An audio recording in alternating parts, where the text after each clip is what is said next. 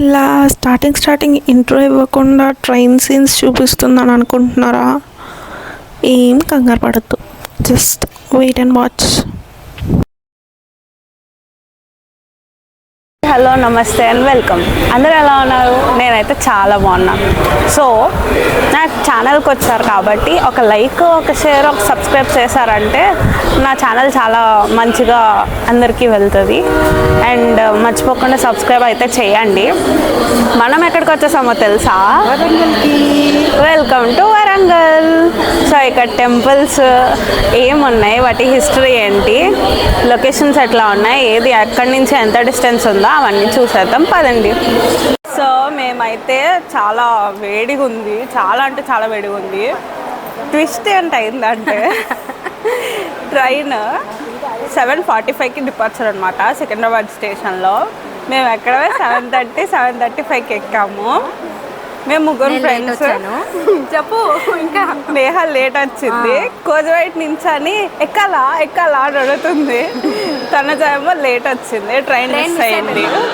So adventure చేస్తుంది ఆ పిల్ల. వచ్చాక వీడియో తీస్తాం. సో తనజ అయితే వచ్చేసింది. మనమైతే ఇప్పుడు భద్రకాళి టెంపుల్కి వెళ్తున్నాం. చాలా లేట్ అయిపోయింది. భద్రకాళి టెంపుల్ హిస్టరీ ఏంటంటే, చాళుక్య డైనాసిటీలో పులకేశన్ II అనే రాజు 625 ADలో ఈ టెంపుల్ కట్టారు అని చెప్పి టెంపుల్ వాల్స్ మీద రాసి ఉంటుంది.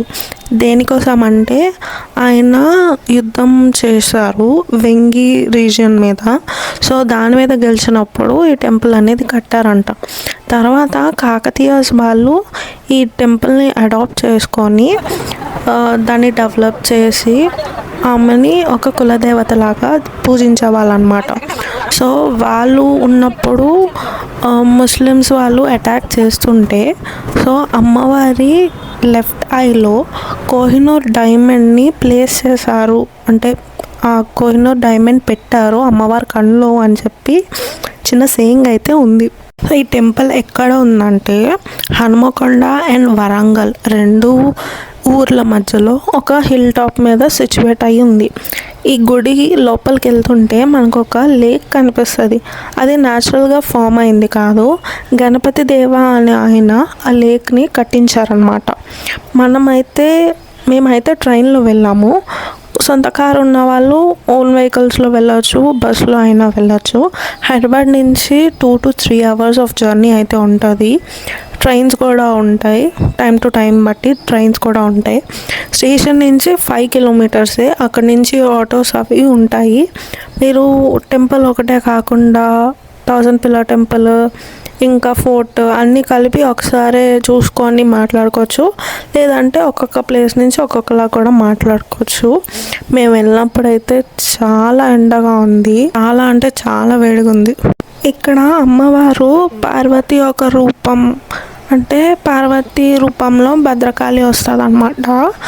ఆమె ఎవరి వైఫ్ అంటే శివుడికి ఒక రూపమైన వీరభద్ర. సో వీరభద్రుడికి భద్రకాళి వైఫ్ అనమాట. అలా వచ్చింది కనెక్షన్. మేము వెళ్ళినప్పుడు ఫుల్ ఎండగా ఉందని చెప్పి పైన ఇట్లా కవర్ చేశారు. జనాలు కూడా అంతే రష్గా ఉన్నారు. ఆ లేక్ ఉండడం వల్ల కొంచెం చల్లగాలన్నీ ఇది వస్తుంది, లేకపోతే ఇంకా వేడిగా ఉంటుంది.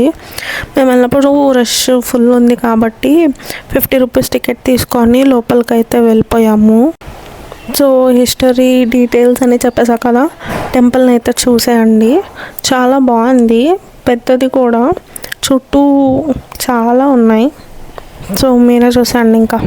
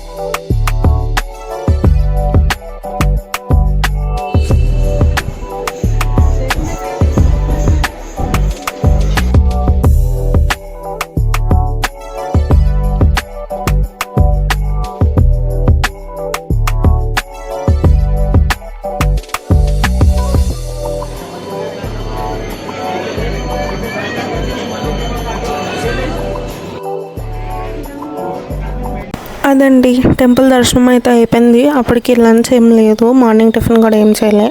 సో అందుకే ప్రసాదం తెచ్చుకొని తినేసాం. ఇక్కడ అమ్మవారి బొట్టు యూ షేప్లో ఉంటుంది అని చెప్పి అట్లానే పడతారు. సో నెక్స్ట్ ఎక్కడికి వెళ్తున్నాం, ఏం చేస్తున్నాం అనేది నెక్స్ట్ వీడియోలో చూపిస్తా. మీరు మాత్రం మిస్ అవ్వకుండా ఉండాలంటే సబ్స్క్రైబ్ చేసుకోండి. నేను ఇలా వీడియో పెట్టగానే మీకు అలా నోటిఫికేషన్ వచ్చేస్తుంది, బెల్ ఐకాన్ క్లిక్ చేయగానే. So see you in my next video. Until then bye.